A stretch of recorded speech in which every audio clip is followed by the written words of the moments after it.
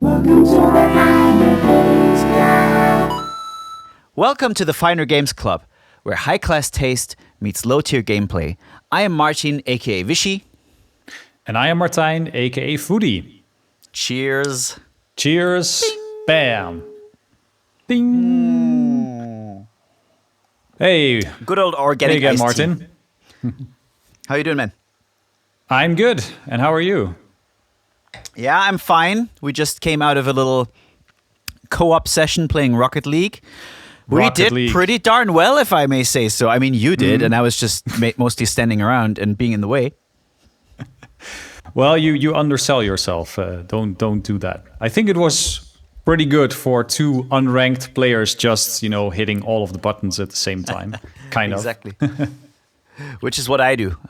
I still don't know how to do the aerials properly, but I'm willing to learn. Okay, man. What's today's topic? Today's topic, what are we going to do today? So, in lieu of continuing the previous topic completely, we're going to talk about open world games, right? So open world games, everybody kind of knows the concept. A game that consists of a large, freely explorable, mostly interconnected world, as opposed to kind of separate stages or levels like you maybe had in the more earlier games in the 90s, in the early 2000s. So the game that's generally seen as the very first true open world game is actually Ultima 1 from 1986. And it was closely followed by another game, which probably this series should be very familiar to most of you, which is The Legend of Zelda, the very first Legend of Zelda game from the NES, which was also released in 1986.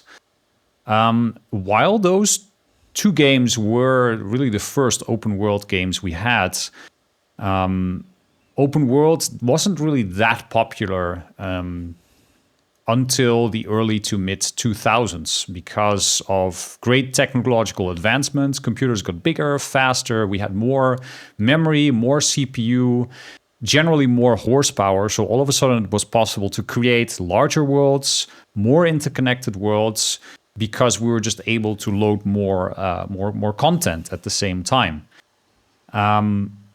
So what didn't really come as a surprise is that open world became kind of the norm after that. So today, most of the games that we see are open world.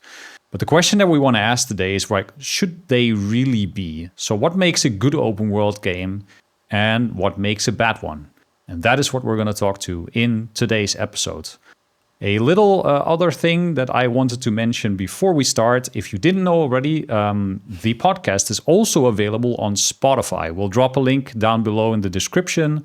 So if you prefer to take us on the road or listen to us on the go on Spotify, that is also possible. Links below in the description. Alrighty. Okay, let's start the open discussion, shall we? About the good old open world.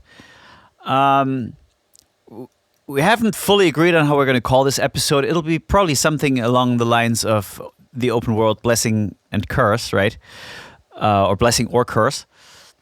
I feel like it's one of the most controversial things to be discussed in video game design at the minute. It's like it's a buzz term that's thrown around like all the time. It's almost like one of the most generic must-have marketing terms you tack onto your game to make sure that it sells really well. And we have certain like publishers who are repeated offenders of such things, such as Ubisoft. Obviously, those games have been under very high scrutiny as of late, but open world games, in my opinion, have the potential to be some of the greatest games and some of the absolute worst games. And we're kind of here to decipher a little bit about what makes an open world game great and what makes an open world game dull and unimaginative and boring and stale.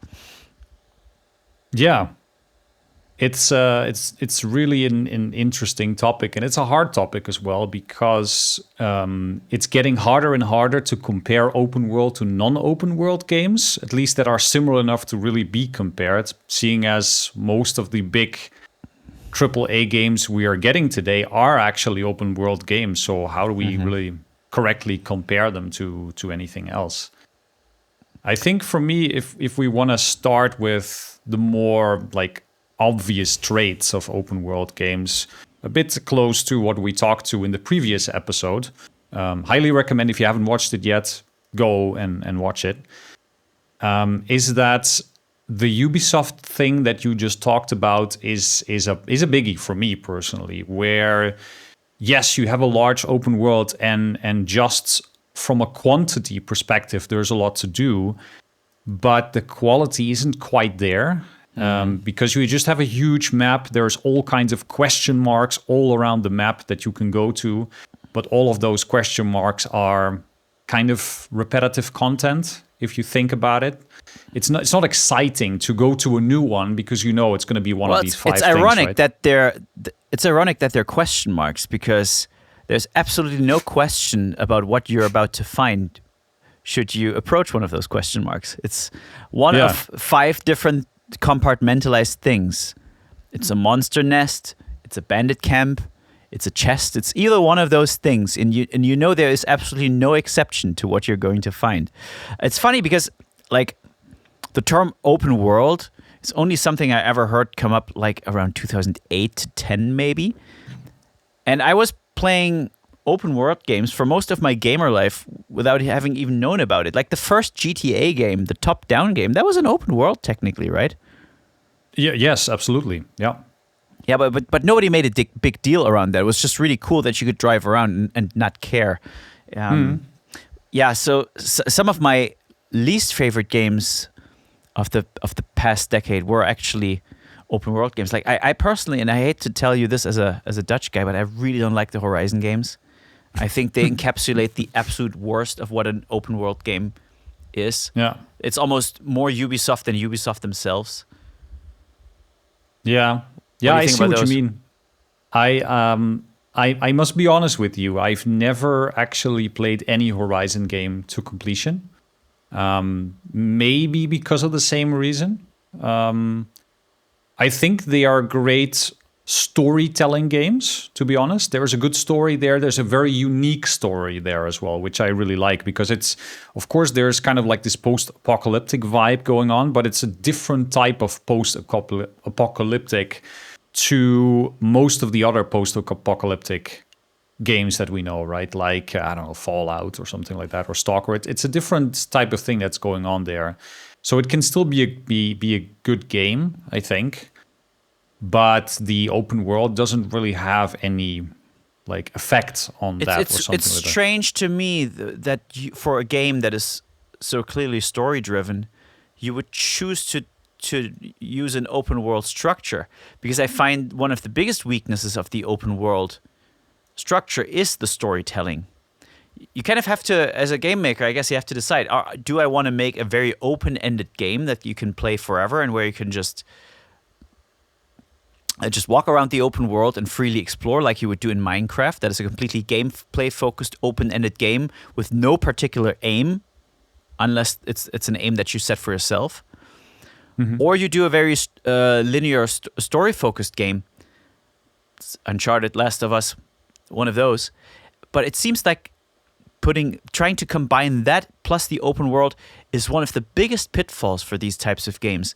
And for me, the classic example is what I call the Fallout 4 syndrome, where you're dropped into an open world and it is communicated to you as the player that your son was captured and abducted and you have to go find him, and time is running.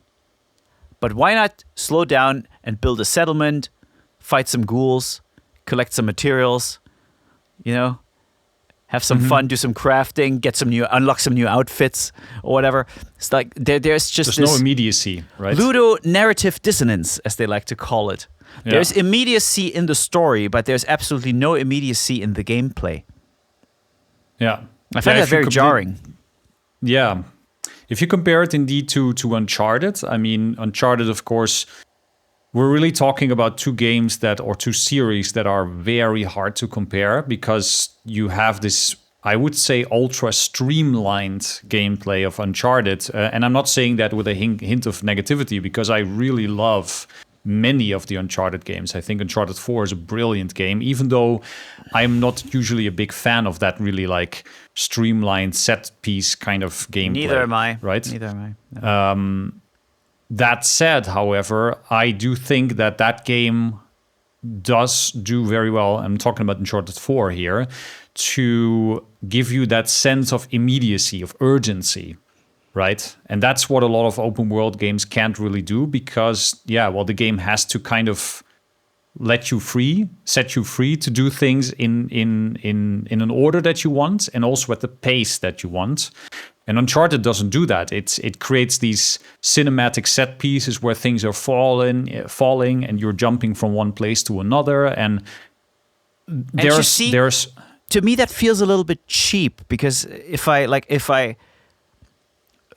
jump a car through a cargo carrier window or whatever, and I make it through just at the nick of time, that feels cheap. It doesn't feel like I did that. I feel like I was just guided towards that on rails. Whereas one of the greatest things with open world and open-ended gameplay is when those moments are emergent, when they are created within the moment through the various gameplay systems interacting with one another. Like if that were to happen in GTA 5 in a non-story mission, that would be incredible because that moment would be absolutely unique to you. That is something that you earned for yourself, and it was not scripted for you by the developer. And that is a unique story you can tell somebody. So I think open world games are at their best when those dynamic emergent moments happen within the open world. Yeah, as long as you have kind of systemic design that supports those kind of things happening, right? So my earliest memories of playing GTA, right? GTA 2, GTA 3. That was a legendary game. Vice City, San Andreas, the same. For me, the most fun thing was outside of the missions. Absolutely. Just running around, driving around in the city and just trying stuff. I thought right? San Andreas was the best for that because it had all these life simulation aspects. Like you could change the appearance of your character, you could level up your strength, you could level up your biking skill. It had all these life aspects to it. You had to nourish yourself, had to go to the gym. Or not. Or not, yeah. Or not, yeah. Yeah, I mean, the missions were always a bit of a slight pain in the ass, if we're being honest. Yeah, I remember a very specific mission in Vice City, and I'm sure that everybody... The helicopter. That's exactly, the RC helicopter one. I hadn't played Vice City up until 3 years ago, when I played it the first time on PlayStation 5, the remake. And I did the helicopter mission first try. I don't know what everybody's problem is. It must be a remake thing. It must be a remake thing. No, I never made it past that mission in San Andreas. I've played San Andreas for so many hours, but never really the missions. There's that famous train chase mission. Oh yeah, yeah. I never made it past that. I just that one. couldn't. All you had to do was follow the damn train, CJ. Oh. And then they commit the absolute crime of game design. That's that you have to do the prior 4 minutes that you already did 12 times before, over and over again, to get to the one part where you're inevitably going to fail. Rockstar. No in-game mission saving there. Yeah. My best memory about GTA was just doing stupid things like grabbing a couple of cars, maybe a bus or something, and then block the highway, wait until there's like 1 million cars there, and then take a rocket launcher and just blow one of them up and just see all of the cars like dominoes blowing up left and right. That was just so great. And that is earned, and that is unique to you. And if that were to happen in a chart, it's like, oh yeah, I just pressed the one button that I was intended to press, and it was always going to happen no matter what I did. So or just making bets with my friends that I could... take the jet and fly it through the tunnel or something like that, and then playground, sandbox. And then I managed to do it, and the guy was looking at me like, you see, and to me, that is where the open world truly excels. And I think Rockstar are aware of the fact that the open world is probably not the best storytelling structure for a video game, and that's why they have a completely different design philosophy when it comes to their story missions, as opposed to their their open world, because the open worlds are very systems driven, free and explorative, up to the player's agency, what you do and what you don't do. But the story missions are completely on rails. So even when you could come up with an alternative way to solve a certain problem, oftentimes the game will not allow you and said, nope, you drew outside the lines, go back to the beginning and try again and do exactly as we intended to. So that, I guess that is their solution to the Fallout 4 type problem. Yeah. And maybe there's also no real way around it, right? Because I think it's in some way for missions that you devise, you have to set some kind of goal, some kind of thing that you expect from the player. I don't think there's absolutely everything that you can account for, right? No, but I recently played Vampire Bloodlines, and that is very good in that sense that it has a few, like it sets up the missions to be solved in a way that it works for any possible build. Like most missions you'll be able to do in a pacifist way. You can talk your way through it, you can sneak your way through it, you can blow something up. Now these solutions are predetermined, so it's not like it's an immersive sim, it's a role-playing game. But depending on what you choose, you'll have different outcomes and different results, and characters will react differently and will show up in different places. So there's that role-playing element, and that is something that GTA and Red Dead don't quite have, even though at times they're very role-playing adjacent. Yeah, I think in Red Dead, at least in Red Dead 2, you can also change your appearance and those kind of things. And there's a little bit of this RPG DNA in there, just not too much of it. It's just enough, I think, for people that want to engage with something like that. Then they can, but you're not forced to do it, which I think is good. Because I'm not big on those things. What's your favorite type of open world? That is a very good question. I think it's what I would like to call like a mini open world or something like that, where instead of having just one large world that is completely freely explorable, you can have an open world that consists of multiple smaller zones that essentially are small open worlds, mini open worlds in themselves, but that are distinct from each other and that are also connected to each other through loading zones.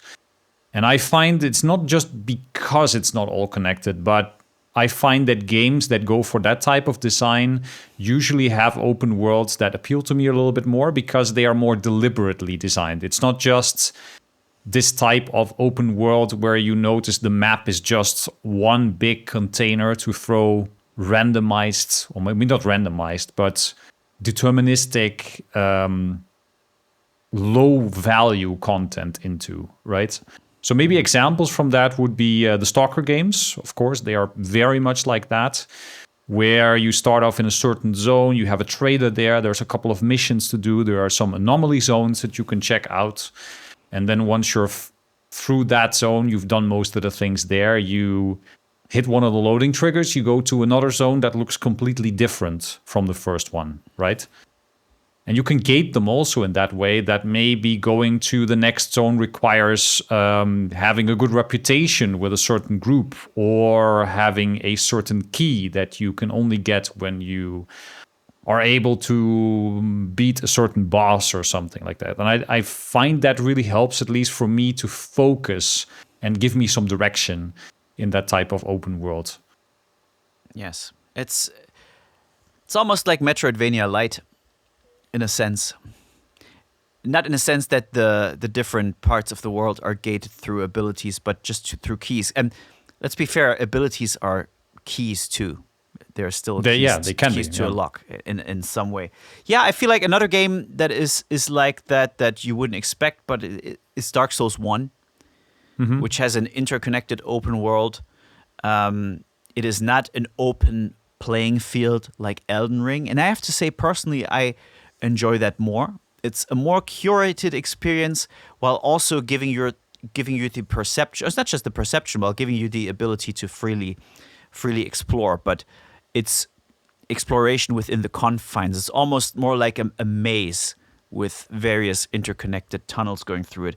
I also love this type of hub area open world. Like Vampire Bloodlines is an example of that. It has 4 different hub areas where you have different areas, different buildings, different NPCs, quests, etc. And within that area, you're free to explore. Even some early graphic adventure games like Monkey Island are like that. In Monkey Island 2, for instance, you have at a certain point the game opens up and you have various islands to explore, and you kind of have to figure out. The game has a sequence in which it wants you to do certain things. Like you cannot advance a certain part of the story unless you have done X, Y, and Z. But you're kind of free to go to whatever area and whatever island in the game and see where you can make the most progress towards unlocking the next story bit. So here it's really a progression-based thing, right? Like with Monkey Island 1, a game like that wouldn't really work that well if you weren't free to explore a lot of the areas, because else it would be too obvious where you need to go for the next clue or the next item or the next thing that you can generally do, right? I always thought the most exciting, one of the coolest, most exciting moments was when you solve a puzzle and then the game opens up and now you have 6 or 7 new screens to explore. But it's controlled, right? It's not yes. everything. It's you have some agency, some selection of choice, but that choice is not everything the game has to offer. So it's direction, but it's player agency at the same time, I think. It's like you open a door and you're presented with 4 new doors. Yeah, and not a thousand. And one of them contains right? the key. Yeah. Yeah. That's Maniac Mansion was a game like that. I always loved because you had a house to explore freely, and you kind of had to figure out what was happening there and what you had to do to solve the mystery at hand. Yeah. So now we see that even games that we don't traditionally think of as open worlds do have some of that DNA in them already, right? Yes. These are. I mean, there will be people watching now probably that are thinking like, what is Monkey Island? What is what is Maniac Mansion? But one of those things again that comes back in every episode that shows how old we are. Yeah, for sure. Well, I can give you a more recent example. I really love the idea of a linear type of shooter with open areas. I think God of War Ragnarok, not having played it, is like, that's not a shooter, obviously, but it is extremely Uncharted-y at times, and then opens up for a little bit. The first one does it as well, the God of War 2018. I think Ragnarok even more so. A game that I really enjoyed that did that was Metro Exodus, where you have a strictly, like a very strict funnel that the game pushes you through, but eventually there's like 3 different areas that are freely explorable and have a bunch of side content that you can do and progress at your own pace. I think that's a really neat idea. I don't like when a game is too linear. I think that's a really powerful mechanic also from a gameplay perspective, because it's kind of a curveball that the game throws at you, right? Because every time that you're playing Metro, you're used to being in the tunnels, literally and figuratively, right? Because you're exploring the Metro tunnels and everything's really... There's not many places to go, right? It's very clear where the game needs you to go. But then every time that you get used to that kind of mold or mode that you're in then... every time that stops and you get to a hub area and you can freely explore, the gameplay completely changes. Well, not completely in a sense that you fight enemies in a different way or something like that, but the kind of like mode or flow that you get into is completely different in those areas. Deus Ex, for instance, has that also, but the modern ones, not the old ones. Do you remember the first Crysis? Yes, I do. Yeah. Because that game was also pretty linear shooter, but it had these open-ended combat zones. Like you would have to infiltrate a certain base, and you could do that in various different ways that were not really prescripted. The game was like, here are your guns, here are your abilities, here's the base, get to this point, and you figure out how you get there. And I thought that was the strongest part of the game, was this almost combat puzzle. How do I make it through this area without getting hurt? And then towards the middle of the game becomes 100% strictly linear, and it's more like a Call of Duty campaign. So it kind of dropped the ball there. Yeah. But it's interesting if you compare that type of how the open world itself is utilized to more modern open world games, because the open world had a completely different function there. It was a function in that it would give you more options in combat, right? Which is the main purpose of Crysis, rather than the open world being just something that you walk off in any direction and you explore or something. It was not an exploration based open world, but still there is some relation there.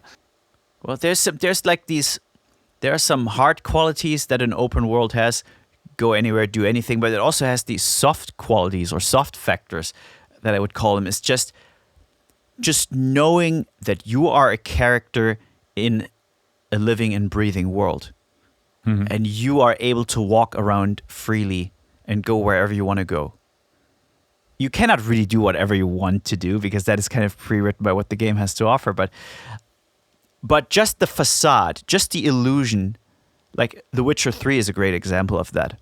There's not really much to do in the ways of the open world. It's a really elaborate level select screen, or like quest select screen, because traversal isn't anything remarkable. The activities aren't anything remarkable, except Gwent maybe. But what really made the game so successful is the illusion that you're part of a pre-existing world. Like Novigrad was always lauded for being such an incredibly well-realized city within an open-world game, but really it's just a facade. It's just a set dressing. There's not much to do there except access the various pre-written quests, but the illusion that you feel part of a bigger world or a different universe, I think that illusion is sold extremely well. Yeah, I remember Novigrad very fondly as well. In that it's a city that has a really like marking look as well, right? Yes. It's a city that didn't really look like any other city I had been in another game. If I have to compare it to, I don't know, an Elder Scrolls game or a Fallout game or something like that. But it's a city, and also in Witcher 3 in general, Witcher 3 in general, it is a facade that you shouldn't try to look behind too much, right? Because it's if you go around the corner and you stick your head around it, then you find out that actually it's cardboard, right? In a matter of speaking. But the game, for me at least, didn't suffer too much because of it, right? For me, no. Witcher 3 is good for many reasons, but the open world. The open world for me was not really its strongest point. It was nice to be able to actually find that you had to traverse the open world to get to other areas because it made sense in the story, right? But its strongest points are all, for me, in parts that don't have anything to do with the open world, like the voice acting, the look and feel of the game, the characters, the story, how it was written. That's all fantastic, and that's what I liked Witcher 3 for. But for me, the open world sometimes had a little bit too much of the almost Ubisoft Not DNA. Almost. It's a straight up Ubisoft. It's a better realized Ubisoft open world. Yeah. I would say if you took those aspects you mentioned and you put that into the Witcher 2 structure, I think that would have made for a better game. Because the Witcher 2 was once again a game that had linear corridor, open hub area, linear corridor, open hub area. I thought that was so cool. It makes you really appreciate those open hub areas, and they're so tightly designed. Every corner is viable. Every corner serves a purpose towards something. Almost like it's almost like having 3 different Gothic 1 worlds connected with linear paths. Like Gothic 1 in a sense that every corner of that open world was meant for a certain quest or a story beat or a set piece or a combat encounter, etc., or a side activity. It's not just a piece of procedurally generated land that just happens to be there. Everything is there for a reason. And I think that for me personally is one of the most important things for open worlds. If I had to think of a recent example that I recently played and completed also, it's Atomfall. Oh, you've completed it. Wow. Okay. Yes, I've completed it already. I have completed 5 out of 6 endings also. There was only one ending I couldn't do because that ending is actually, you're barred from it if you take spoilers. one of the other endings. I won't spoil anything, but yeah, all the endings can be completed except for one, at least as far as I could tell. And how do you rate that game on a scale from 1 to Stalker? From 1 to Stalker. I'm not going to rate it on a scale from 1 to Stalker because it has nothing in common with Stalker. Okay, yeah.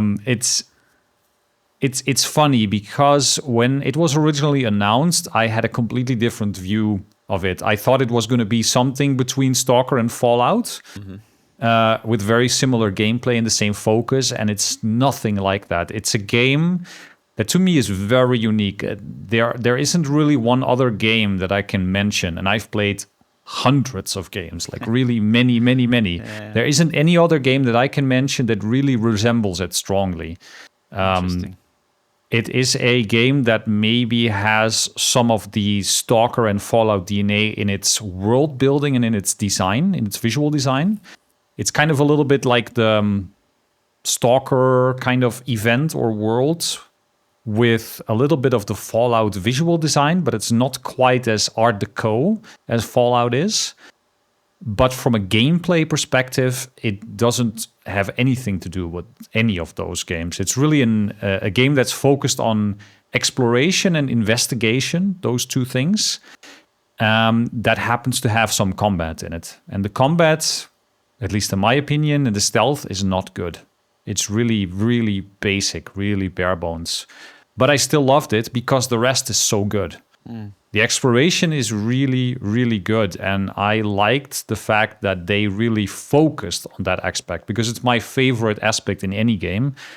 Because that's just what I want to do. When I'm in an open world game, I want to explore. And if the game rewards exploration, also makes the exploration itself kind of fun, then that's something that I like playing. So for me, it was a relatively good game. I'm not so sure about like the endings. They're okay, but they're not. Yeah, it could have been a little bit more, so to say. But I think in general, I was pretty enamored with Atomfall. Yeah, I see. Yeah, it's one that I definitely want to try. One more point that I wanted to mention about Atomfall because I was just thinking about it. What Atomfall does is something very unique with the exploration in that there aren't really like quests in a very like classic sense, but you find notes and hints in the world that point you towards information or where you can find some information. And there was just one aspect that I didn't really like, which was that it felt like they had the right idea, but they didn't just take it far enough, right? They were a little bit too cautious in some aspects that they would be like, oh, well, maybe there would be some people that would not be able to follow this or something like that. One example about that is you find a note, and that note supposedly has a map that points you towards a certain bunker, for instance. So instead of actually having the physical drawn map on the note and you have to match it with your own map, it just has a text. You see a map drawing on the note with a red X on it. And then the game kind of does the thinking for you, fills in a map marker on your own map. I would have liked if the game didn't take that away from me. Yeah. And I had to do it myself. That was really my only gripe with the game. Rest is really good. Interesting. I had an interesting open world experience last year with Dragon's Dogma 2. I think it is a fairly standard open world in many ways, but one. And one of the biggest deviations is that there's no fast travel in the game. There is very limited fast travel. There is fast travel to a very small extent. You can take certain like carrier car. You can jump on certain carts, like ox carts, to take you from one city to the next. That is like a very limited way of fast travel. But even then, your cart can get interrupted on the road and get intercepted and attacked, and you have to actually defend the ox cart. And the ox cart can break, and that can leave you in the middle of the night, in between destinations. So that was kind of interesting. Come system. Oh, okay, yeah, true. Yeah, I've played the first one only, but one of the things that I like the most about it, given the fact that there's no fast travel, is that you kind of had to take your party on the road, and it gave you a true sense of adventure because you had to pack up resources and food, and you had to make campfires, and your party would sit down at the campfire. They would roast the meat and replenish themselves after they had a big combat encounter, and then you kind of push on, and the next day you make it towards your destination, your quest target or whatever. I thought that gave me a true sense of being on an adventure with my mates, and that is something that I don't think, for example, the Elder Scrolls games sell to you. Because it's too convenient to be in all places of the game world at all time with basically no repercussions, especially in the more modern ones like Oblivion Morrowind didn't and do Skyrim. that, though. Morrowind didn't do that. It had an in-world reason for fast travel, which is similar to the ox carts, right? You could take the Silt Striders. service. Yeah. Yes. So that was interesting. Yeah, and like the biggest crime that Starfield commits is kind of that, right? So you can be in any part of the galaxy at a moment's notice, but you cannot go through a vendor store without a loading screen.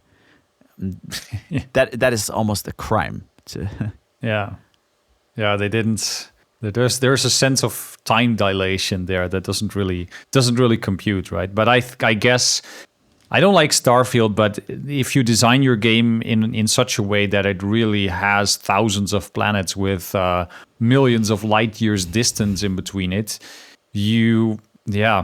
there is really no alternative then, right? Right? If you want your players to be able to get there, then you can't just tell them, just turn your computer on for 24 hours and you'll be there. You could do the No Man's Sky trick and have like hyperlight speed. You still take off the planet. You get out of the orbit and into the universe, and then go into hyperlight mode. Everspace did this pretty well too. But admittedly, Starfield does that as well, right? You also have to travel from one place to another. Just the only difference is, I think, that Starfield kind of cuts a lot of that stuff away from you, as in you can skip a lot of those things, which makes it go faster. But it doesn't give you the sense that you actually traveled very far to get somewhere. But in No Man's Sky, you could travel it in real time if you wanted to. And that alone is enough to sell the illusion that is an actual place that you're exploring, even though it's light years, it's spread out over light years. And Starfield doesn't do that, and that's possibly the biggest crime it commits. It would have been the only way you could have pulled that off. And I said this before, I think, in one of the episodes, is that most successful game developers, when they try their hand at a space simulation game, fail. And I guess to a degree, Starfield isn't trying to be a space simulation, but it is trying to be a space simulation because you have like systemic shipbuilding, systemic outpost building. At the same time, it's trying to be, it is at its very core, a role-playing game. I could forgive a strict role-playing game if it didn't do those things, like The Outer Worlds is an example. That is clearly a role-playing game with none of these crazy systemic open-world elements.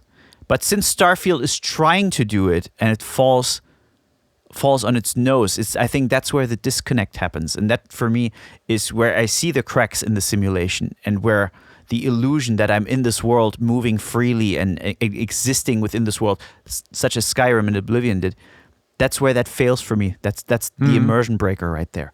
Because it's kind of in the uncanny valley between, is it a true simulation or is it, quote unquote, just a role-playing game?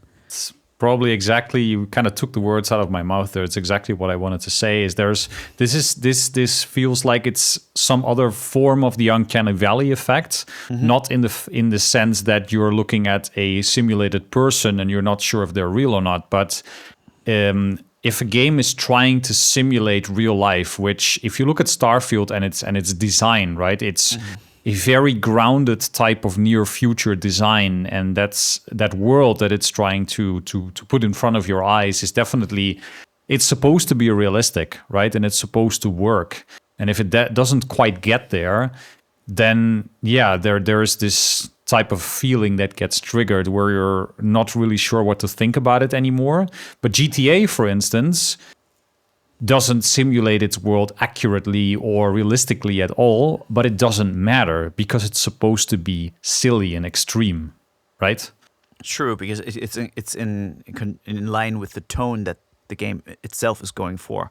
But it does simulate the traffic. It does simulate the police. It does simulate people's reaction to destruction or towards crime. Which is important in that game as well, because it's part of its core mechanics, right? So in that way, it's a deeper simulation than Starfield. Yes. Also, yes, what I really disliked about Starfield was the fact that, for me, the illusion broke completely when I went into the space fights. It was literally just a combat arena with skybox. Yeah. A 360 combat arena with a a skybox. There's nothing about this that sells me the illusion that I'm traveling through space when I'm having those dogfights. Yeah. It's maybe one typical thing that I find in a lot of games nowadays is that some inclusions make for a weaker game rather than a stronger game. Like this space combat part of Starfield, I thought was so weak that I really didn't want to engage with it at all. I just did it in the places where I needed to, where I was forced to, and I avoided it everywhere else. Because it's just not that engaging. There are a lot of other games that I could be playing, like Elite or Everspace or something like that do that part of the gameplay a lot better. And if I want to experience that kind of thing, I'll go play that. I don't need to do it in Starfield. I'm not sure how you feel. Are there any like things in games that you think are mechanics that are just standing in your way rather than adding something to the experience?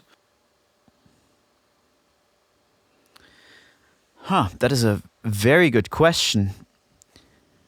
I cannot For me, think the of one. open world itself can sometimes be like that as well, but we kind of haven't spoken it out yet, but where there are some games that you think like, why are they open world in the first place? This game would probably be better if it wasn't open world. I'll tell you. I've brought this example, I think, in the last episode, but I think that Jedi Fallen Order is a better game than Jedi Survivor. And Jedi Survivor does have these open areas that I thought were pretty underwhelming because they're not truly simulated. And that to me is more immersion breaking than when I know that I'm exploring a Metroidvania style thing that is designed super You're getting compactly. primed in the wrong direction, so to say.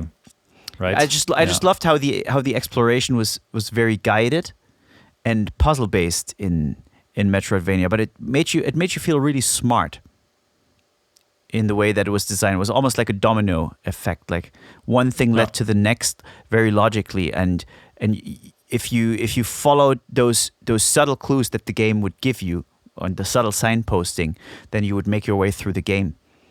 I thought Animal Well is a puzzle-based Metroidvania, platforming and puzzle-based, and it does that extremely well too. It uses intrigue and mystery to guide you towards the progress within the game. I don't think you've played it, but I thought that game was my game of the year 2024 easily.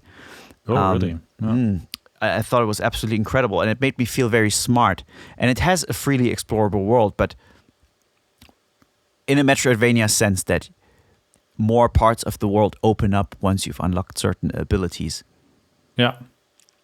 Yeah, I think if I have the same opinion of the two Jedi games. I like them both, but I did also like the first game better than the second game because, well, it's very obvious what this game is trying to do, right? It's trying to be as you say, a Metroidvania game with a Star Wars sauce on the top, right? So in a game like that, I do feel that a truly open world with very large open-ended areas probably aren't what you want in that game because everything is gated by skills, but gated by whether you have certain items or not. And what better way do you have as a game designer to have your player use your items in unique ways than if you're designing your environment around a specific item? Right. So even if you think back to the earlier Zelda games like Ocarina of Time, Majora's Mask, Twilight Princess, those are also Metroidvania games in that, yes, they are open world in a sense, right? Because there are freely explorable areas, towns, hub areas, with certain dungeons in them that you have to complete. And then when you do the dungeon, you find a certain item. Let's say it's the hook shot. It's like a grappling hook. Then you have to use that item in the boss fight as well. And after that, you bring the item out of the dungeon with you. And all of a sudden, there are certain things you can do in the open world that you couldn't do before because you now can access areas you can't before, right? And then in Ocarina of Time, for instance, there are certain dungeons you can't do until you have a certain item, not because that dungeon is for some reason locked or something before you have that item, but yeah, the Shadow Temple, for instance, requires you to have the hook shot because that's the only way you can get up there, for instance. And then, of course, the dungeon can keep that into account as well, or can take that into account because it knows if you're here, you have that item. So it does not have to make any like weird jumps or something to make sure that you can complete it without that item. So there's a type of informing gameplay that is coming from there that I think is really helping the game stay focused on what it does best. Let me ask you a tricky question. Batman Arkham Asylum or Arkham City? There is no way for me to answer that because I might be admitting a crime here, but I haven't played either of them. Ooh, that is a crime indeed. Because Arkham City is the strict Metroidvania, super compact, super tight designed. It's almost like these very tightly designed, tightly knit, labyrinthian Metroidvania type exploration games tend to be a little bit more perfect and flawless because the game designer can signpost the player through the game, and there's just less opportunity for getting like completely lost or like leveling your character up too much, like throwing the balance out the window or having too random difficulty spikes. Like that is like to use a Deus Ex quote, like leading a mouse to cheese. But my favorite still is Arkham City, which has an open world that has very, very good traversal through the grappling hook and the gliding and open world combat encounters to unlock skills, etc. But then it has these really cool, more linear types of levels that you go through that are like the story-driven levels that also have open-ended combat encounters. Like you would enter an arena and you would have 8 goons. And if you're really skillful and you make use of your detective vision, your gadgets, and your grappling hook, you can take all of them out without anybody noticing you. And that is not a predetermined way of how you solve that, because you can freely move around the arena and make use of your gadgets to accomplish that. And then there's environmental puzzles and all these types of things. And yeah, there's kind of this question of principle, which one of the two games is the better one. For me, it's Arkham City. I do enjoy the constant push and pull between the open world and the more linear experiences that still offer open-ended solutions to, especially to the combat problems. Yeah. It's hard for me to comment on that directly because, as I said, I haven't played any of those games. I think it has something to do with the fact that I personally just don't gel with the character Batman that much. Neither do I, but those games are the bomb. I love them. I really love them, all of them. I think Origins is great. I think, what was the last one? Arkham Knight. Even that one was a little controversial because of the overabundance of the car missions, of the Batmobile missions. But even that game is freaking fantastic. I strongly recommend it. You should really pick it up. Okay. Yeah. Then I guess I have to plan, and now we have to say plan, plan playing one of them. Yes. But I mean, what I can offer from my side is that the same kind of example from more of my set of games. The older Zelda games, the older 3D Zelda games, I have to say, versus the newer 3D Zelda games, right? So I on the one hand, you have games like Ocarina of Time, Twilight Princess, Wind Waker, Majora's Mask, any of those games. They're all different in setting, different in look, but the principle is kind of the same. So you have a world that is essentially a pretty large hub that's freely explorable, but with certain dungeons in them that are gated through certain mechanisms and whatnot. And they are very much at odds with Breath of the Wild and Tears of the Kingdom, which are totally different games in how they are designed and how they play also. And even if you think back, and I guess I can't say think back because most of us will have played Breath of the Wild, I think, to that very first moment when you wake up in that little shrine and you open the door and you step out into that world. And then you're standing on top of this little outcropping and the game just shows you the splash screen and just you look out onto the mountains, onto the castle in the distance. And there's just this entire large world laid out open for you. And there's nothing in it. And that is my hot take here. Yeah. I know you think that, but for me, it's the sense of the fact that, and that's where the game starts. The game doesn't really tell you what you need to do there. It's just, like there's a couple of little hints, as in where the main quest is, what you probably have to be doing in order to get on your way. But what I think, for instance, the reason why I like these two types of games, right? The old Zelda games and the new Zelda, because I love them both, but I love them for completely different reasons. I like the older Zelda games for the really tight systemic design that rely on smart usage of certain tools, which is not any different than the Jedi games. I like the newer Zelda games, both Breath of the Wild and Tears of the Kingdom, for, in my opinion, a perfect exploration loop, a gameplay loop that is just perfect. Because what I personally don't like is when a game puts the exploration or the trudging around, or however you want to call it, as some kind of obstacle or a time delay between you getting some arbitrary rewards or something like that. I don't like that. I like it when the exploration itself is fun. And for Breath of the Wild, that loop is just, for me, it's really engaging. So you're standing there in a world, you're maybe in a valley or something like that. You look around and you're like, I don't see anything interesting here and there. The world is kind of barren, but it's also barren with a reason. Because that doesn't mean it's good. No. I think, but I do think it is good in this case, and I can explain. It's because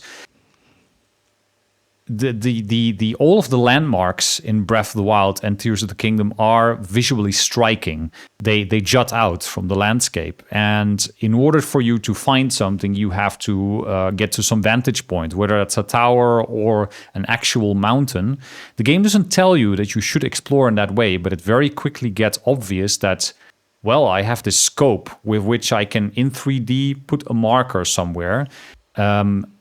probably if I really want to look for something interesting, I have to find a vantage point. So you start climbing to some high mountain and you get familiar with the climbing mechanic. You also see that you have stamina, which means that later it gets a lot easier to climb to high places because you have more stamina in the end of the game. And then once you make it to that mountain and all of a sudden everything is laid out in front of you because you can look relatively far, and then some things just jump out, like a huge coliseum, for instance, or a building that has a huge horse as a tower on top, which tends to be a stable, right? Where you can find other characters, where you can get horses, where you can get some information about the area around you and all that.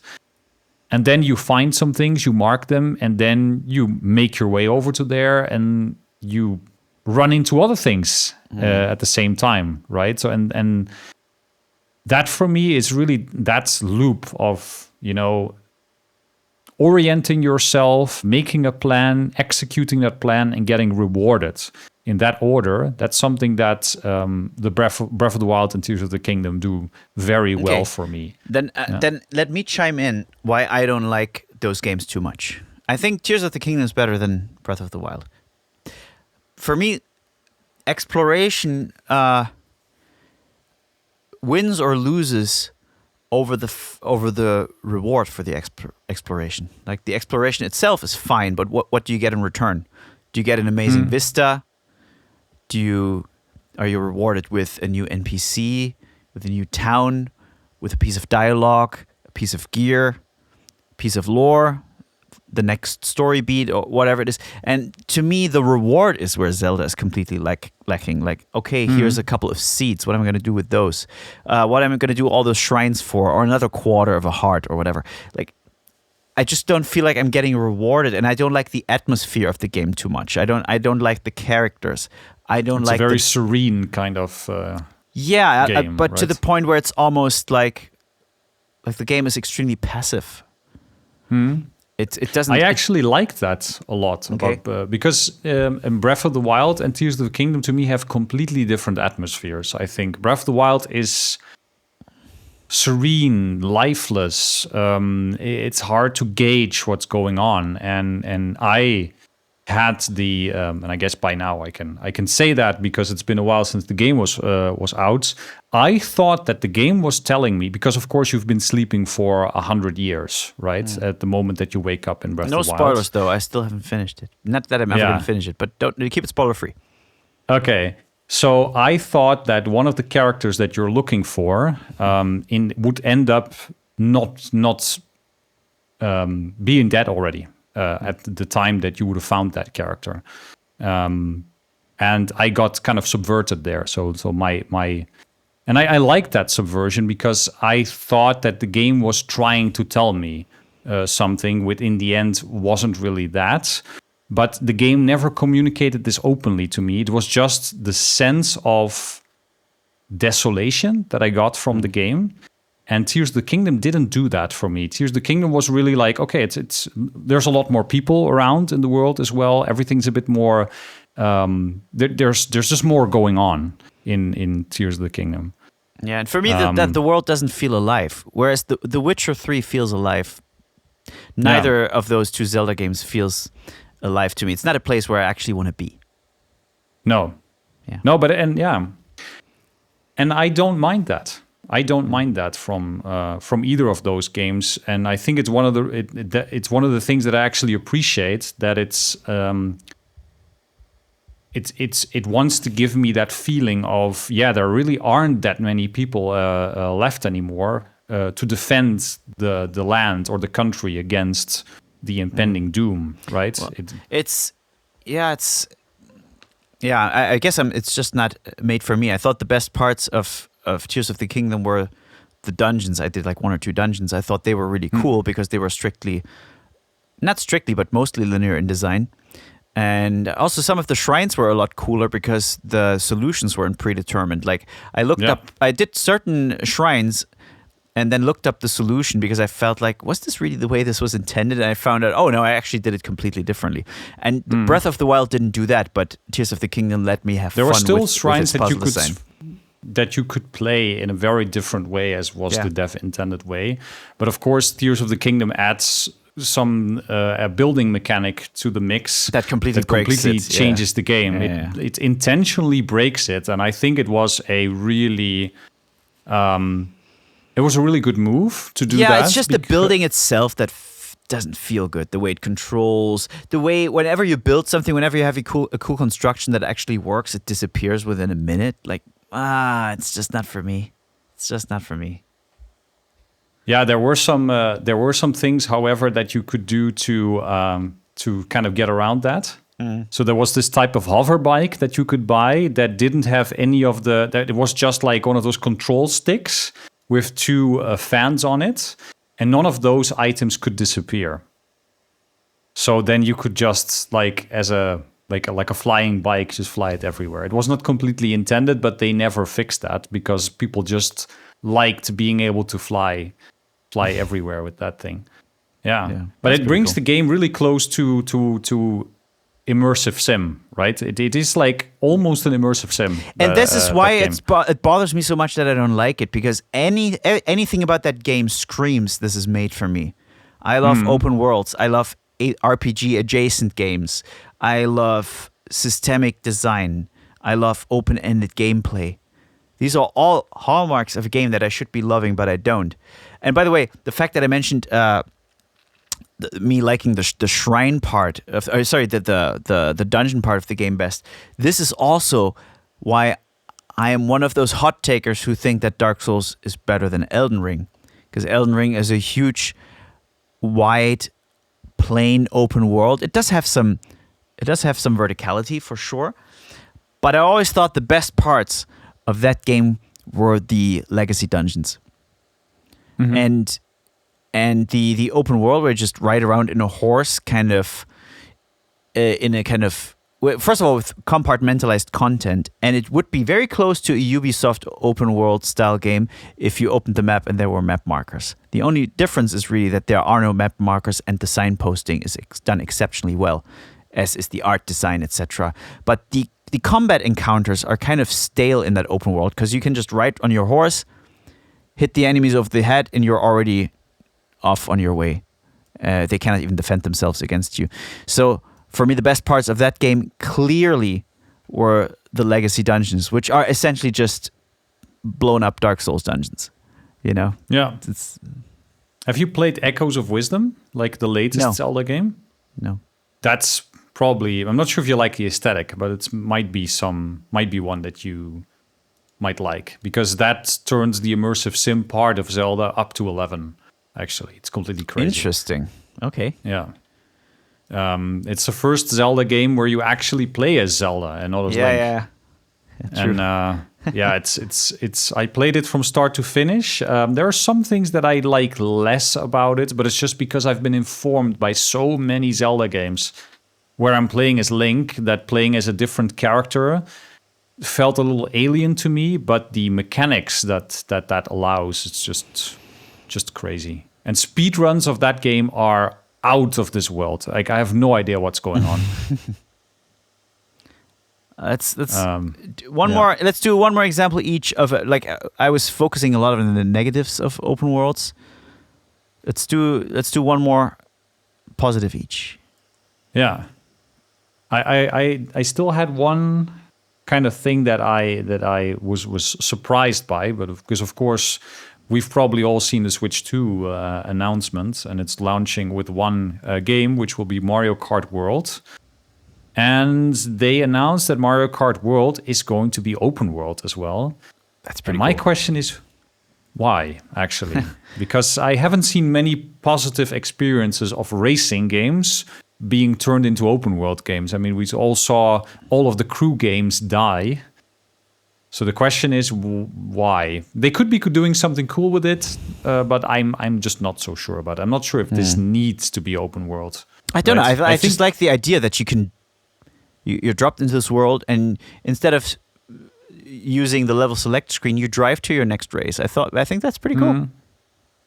Whoever makes it first to that, and if the environments are very complex, and you kind of have to find your way through it, like find the critical path, Yeah. That could be. I think that could be Maybe interesting. it even works better with Mario Kart than it would work with something like The Crew, because there's just more fun things that you can do with a non-realistic world than with a realistic world, right? Imagine making,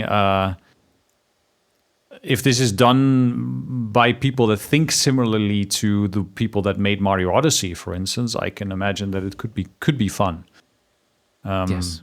But for me, it's just like the main point that I think games need a reason to be open world, not because it's a popular mechanic, right? There has to be a reason for I the think open world to be a there. game that has a great it's sometimes being criticized for its open world, but I think a game that absolutely benefited from its open world is Metal Gear Solid 5.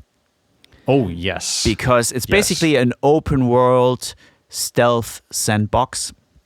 Oh. And one of the coolest things about it is that you can repeat missions over and over and keep your current set of gear and resources, such as reinforcements, etc. So the way you go about doing a mission in the beginning of the game versus you go about doing the same mission later in the game, where you can even do different side targets and side objectives, is so vastly different. And one of the benefits of it being open world is kind of like we mentioned earlier with Crisis.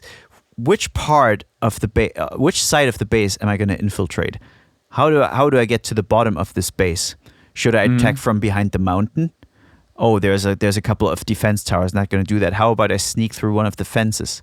Or how about I let my dog sniff out where the targets are and I lay out some mines, make sure that the tank convoy gets blown up as I make my way in. Or I just go in guns blazing. Yeah. There were some changes also, to things that would happen based on which companion character you had with you, right? And there are also some other emergent elements, which are common in that type of games, but it worked very well there, where you were in the course of attacking a base and taking it over and fighting with the soldiers defending it, and then some convoy or some patrol would pass by the base, not because they were part of the encounter, it's just that's on their path. They notice, oh, there's a fight going on. It's just that what they do at that time of the day. Yeah.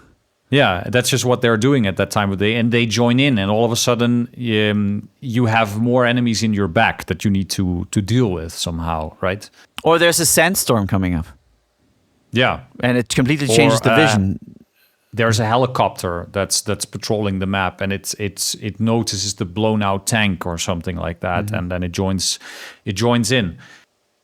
Yeah, that was unreal. That game is freaking unreal. Oh my god, it's super good. It's one of the games, because I am not really a big Metal Gear fan, I have to admit. Okay, the lore is. I'm not currently really... starting to play Metal Gear. I'm playing Metal Gear. I finished Metal Gear 1 just recently and started playing Metal Gear 2. Not Metal Gear Solid, but the original 2D games.